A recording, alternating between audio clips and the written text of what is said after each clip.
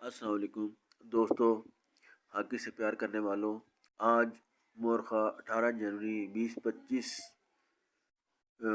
کو second chief of army staff inter club hockey championship 2025 کے سلسلے میں اسلام آباد انٹر کلب ہاکی ٹورنامنٹ کا انعقاد کیا گیا، جس کو سید ضیاء اللہ شاہ نے آرگنائز کیا، جو کہ پاکستان ہاکی فیڈریشن کے کوآرڈینیٹر ہیں۔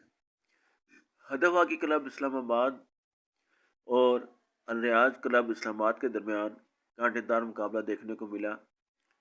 ہدف ہاکی کلب اسلام آباد نے الریاض کلب کو سنسنی خیز مقابلے کے بعد 2-1 سے شکست دے دی۔ دونوں ٹیموں کے درمیان زبردست مقابلہ دیکھنے کو ملا۔ ہدف ہاکی کلب نے اپنی عمدہ ٹیم ورک کا مظاہرہ کرتے ہوئے 2 گول کر کے جیت کو یقینی بنایا۔ الریاض کلب نے سخت مقابلہ کیا، ایک بار گول کرنے میں کامیاب رہے لیکن آخر میں ناکام رہے۔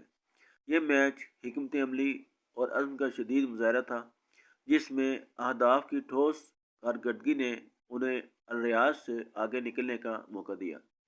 بالآخر 2-1 سے مقابلہ جیت لیا۔ یہ فتح ہدف ہاکی کلب کی ٹیم کی بہترین کوآرڈینیشن کا منہ بولتا ثبوت تھی۔